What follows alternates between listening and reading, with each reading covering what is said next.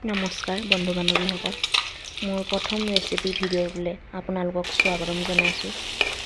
আজি বনাম ডিম আৰু বিলাহী। ডিম দম বনাম। এয়া জলকীয়া এটা আৰু নহৰু পিঁয়াজ কাটি ভাজি লৈ এয়া বিলাহী ভাজিছোঁ। বিলাহীখিনি ভালকৈ অলপ ভাজি ল'ম। ভাজি লোৱাৰ পিছত জোখৰ অনুপাতে নিমখ ঢালি নিমখ দিয়াৰ পিছত আৰু অলপ ভাজি ল'ম। ভাজি লোৱাৰ পাছত মই 3টা আলু বইল কৰি পিটিকি ৰাখিছিলোঁ, আলুকেইটা দি দিম। দিয়াৰ পাছত অলপ ভালদৰে ভাজি ল'ম।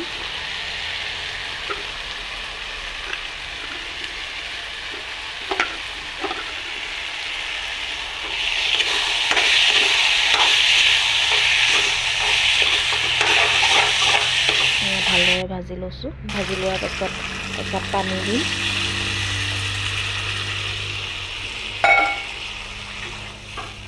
একাপ পানী দি 5 মিনিটমান উতলাম।